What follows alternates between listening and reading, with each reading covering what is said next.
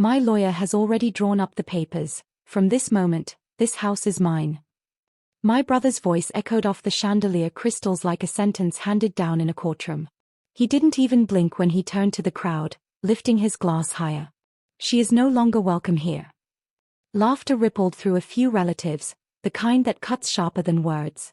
My husband's lips curled around his wineglass, unmoved, sipping like betrayal was vintage red. My best friend squeezed my hand under the table, nails digging into my palm to remind me I was still flesh, still breathing. Hi everyone, my name is Ilara Quinn, I'm 29. And if you think you know where this story goes, hold your breath. Because I once believed family was my anchor.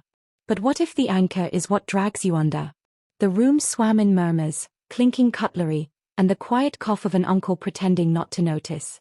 My brother, in his tailored suit, basked in the center like he'd rehearsed this scene for months.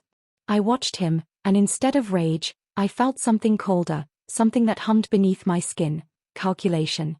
This was my housewarming. My walls. My furniture. My story. And yet, in one practice sentence, he painted me as an intruder. I wanted to stand, to scream, to rip the smugness from his face. But I didn't. I counted instead.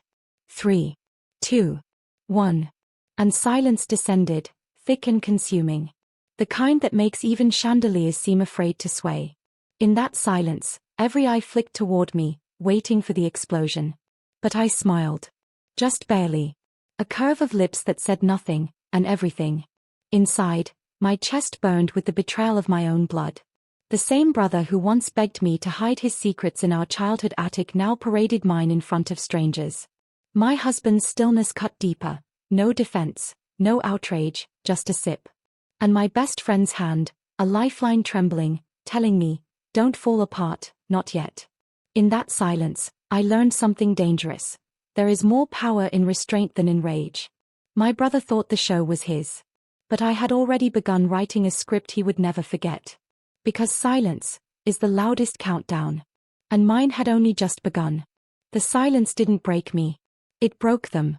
A cousin cleared his throat too loudly, another shuffled his chair, and still my brother grinned, mistaking the hush for victory. His glass caught the light as he swirled it, savoring the moment. Don't just sit there, he said, almost taunting me, you knew this was coming. You've always been the guest in your own home. His words were arrows dipped in years of buried jealousy. But I didn't flinch. Instead, I felt my friend's thumb press against mine under the table, a steady rhythm: stay still, stay sharp. I studied the room like a battlefield. The uncles leaned back, arms crossed, pretending neutrality. The aunts whispered behind napkins, their whispers rising like smoke. My husband, oh, my husband. He leaned casually against the chair, half smile pressed tight, eyes avoiding mine. He was too comfortable in my brother's shadow. Too complicit. Inside, my pulse raced, not from shock, but from clarity. His declaration wasn't spontaneous. This was rehearsed theater. A script drafted not only by my brother but backed by someone who knew my weaknesses. Someone who stood closer than blood. I lifted my glass slowly, matching his rhythm. Interesting, I said softly, my voice low enough to make them lean in. But tell me, brother, when did you start trading loyalty for signatures? Was it before or after you borrowed money you never repaid? His smirk faltered. Just a flicker, but enough. My words laced the air like cracks forming in polished marble. My friend tightened her grip under the table. A silent cheer. A secret promise: I'm with you. The crowd shifted uncomfortably, sensing the spark of something bigger than a family quarrel. And in that moment, I realized, my brother wasn't the only one who had prepared for this night. Because sometimes, revenge doesn't arrive in thunder. It begins in whispers that cut deeper than screams. And I was ready to whisper louder than anyone had ever dared. His smirk cracked. Barely, but I saw it. That flicker of panic he tried to bury beneath arrogance. He set his glass down too quickly, the sound ringing sharp across the table. Don't twist this, he snapped. Everyone here knows you've been reckless. Someone had to step in before you destroyed everything. The audience leaned closer, hungry for drama. My chest rose slowly, deliberately. I didn't rush my reply. Destroyed everything? Or built something you couldn't stand to watch me own? Gasps fluttered. The chandelier light shimmered on a dozen shifting eyes. My brother's jaw tightened, but his gaze darted, first to my husband, then to the papers folded neatly in his jacket pocket. That's when it struck me. My husband wasn't silent because he was neutral. He was silent because he already knew. My stomach tightened like a knot pulled too fast. Betrayal had a face, and it was the one sipping wine beside me. I glanced at him, forcing his eyes to meet mine. He looked away first. Confirmation. The silence turned heavier, like storm clouds pressing low. My best friend's hand trembled against mine, but not from fear, from fury she couldn't show. Let me be clear, my brother continued, voice rising. The deed is signed, the lawyer will confirm it. This isn't yours anymore. His certainty was rehearsed, but the tremor in his tone betrayed him. He wasn't invincible. He was cornered by his own lie. And everyone in that room felt it ripple. I leaned forward, my voice barely above a whisper, the kind of whisper that forces people to stop breathing just to catch it. You may think you've stolen my house, brother.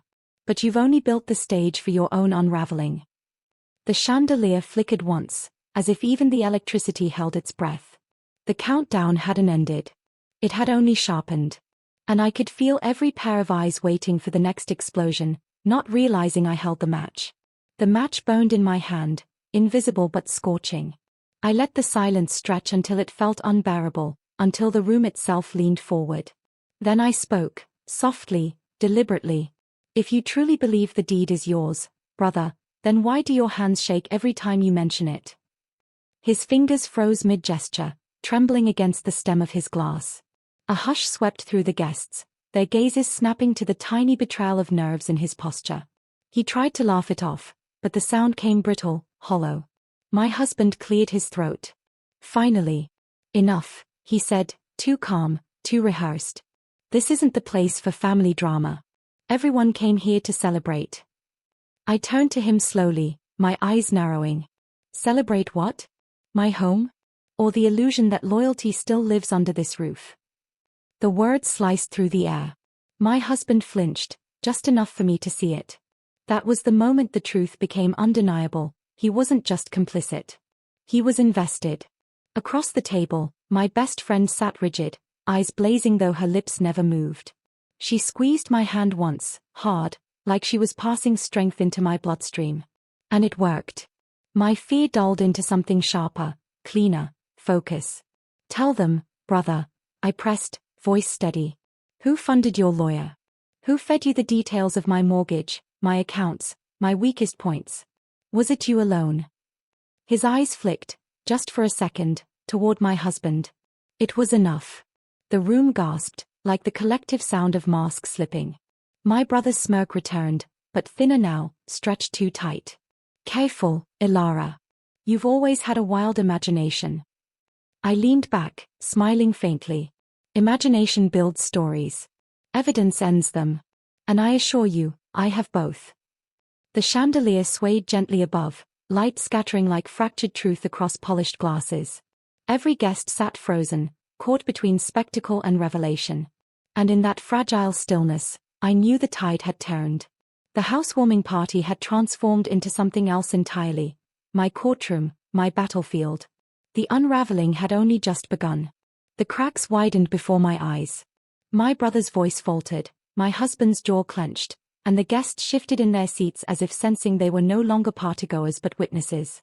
The chandelier light gleamed on every wine glass like a gallery of judgment.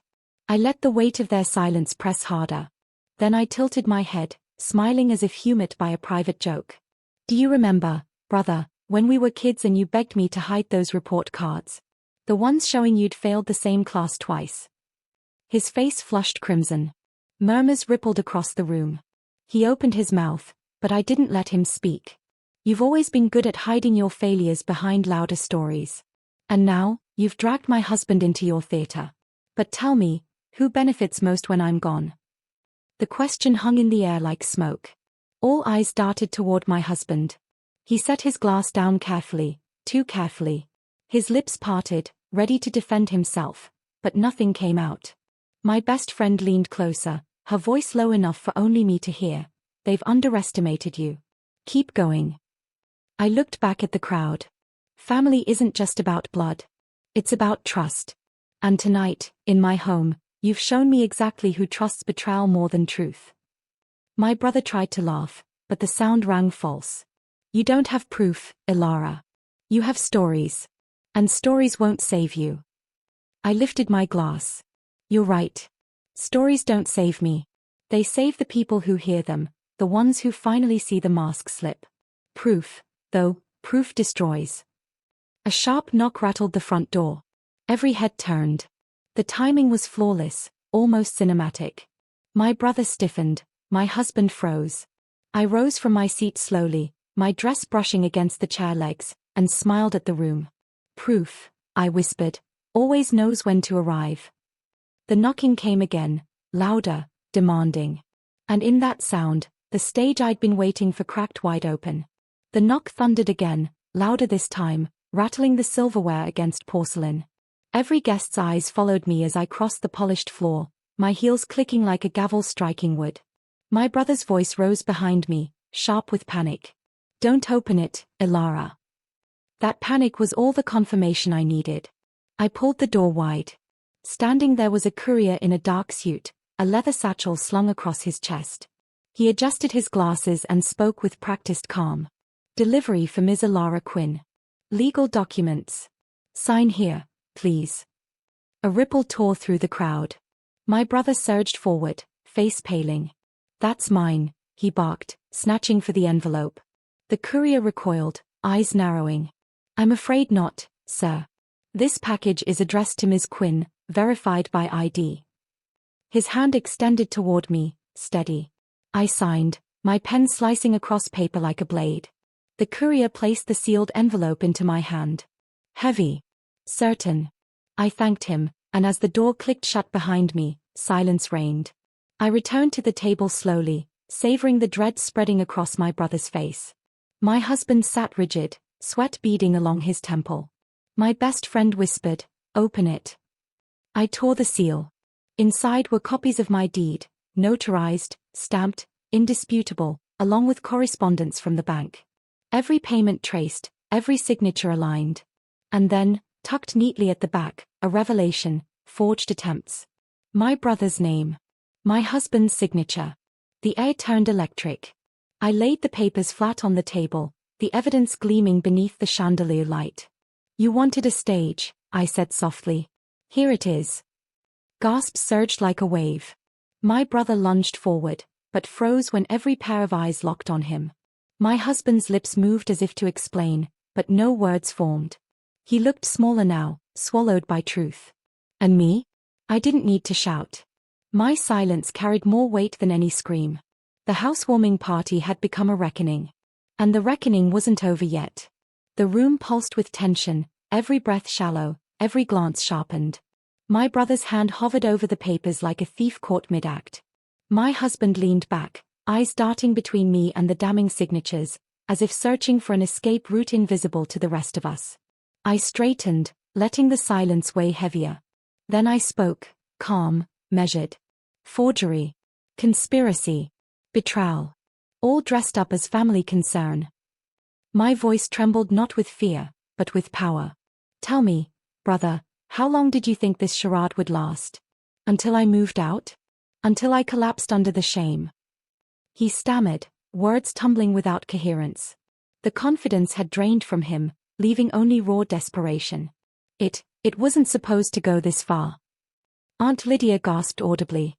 Someone muttered, unbelievable. The party had become tribunal, and my brother stood accused. I turned my gaze on my husband. His stillness betrayed him more than words. And you, I said, my tone sharper. You knew. You let him feed on my trust while you poured my wine. He shifted, finally meeting my eyes, but all I saw was cowardice. It was just business, he muttered, weak, the excuse of a man who'd already lost. Business. I echoed, my voice breaking into something colder. Marriage is not business. Trust is not currency. And betrayal is never profit. My best friend released my hand, rising slowly to her feet. Her voice cut through the haze. You've both underestimated her. That was your first mistake. Your last was assuming she wouldn't fight back. The crowd stirred, emboldened. Whispers grew into judgments, judgments into verdicts. My brother shrank beneath the weight of eyes, my husband drowning in silence that condemned louder than words. I gathered the documents, pressing them to my chest like armor. "This house doesn't belong to you," I said clearly, firmly. "It never did. But tonight, everyone will remember it as the place you lost more than walls. You lost me." The chandelier swayed, its crystals clinking like applause from the universe itself. And still, one final act remained. The final act unfolded not with shouting, but with quiet clarity. I stood at the head of my table, the papers spread before me like a crown reclaimed. The same guests who had once whispered doubts now stared at me with a different weight in their eyes, respect, even awe. My brother's shoulders slumped, his bravado leaking out with every second. "Ilara, listen," he began, but the words cracked, fragile. He wasn't the conqueror anymore. He was just a boy caught in his own trap. I lifted the deed, holding it to the light. "You tried to erase me. But the truth leaves ink you can't wash away." My voice was steady, each syllable slicing deeper than any courtroom could. "This house is mine. My life is mine. And your betrayal has no place within these walls." The guests shifted, nodding subtly. Even those who had stayed neutral now leaned toward me. The tide had turned, and it was irreversible. I looked at my husband next. He wouldn't meet my gaze, his hand tightening around his glass until it trembled. "You chose silence when your voice could have mattered," I said softly. "And in silence, you revealed who you are. So tonight, my vow is simple: you will never share my table again." He swallowed hard, but said nothing. That silence was his confession. My best friend slipped her arm through mine, grounding me. Her presence was proof that loyalty still lived, even when blood and vows crumbled. I turned back to the crowd, my words quiet but resolute. "Let tonight be remembered not as the night I was betrayed, but as the night betrayal lost." The chandelier above gleamed brighter, scattering light across polished wooden shattered illusions. My brother lowered his head, my husband shrank in his chair, and the guests began to rise, some in support, others in shame. I pressed the papers against my heart, and for the first time that evening, I truly breathed. The weight lifted, replaced not by rage but by clarity. Betrayal had built this stage. Justice had closed the curtain.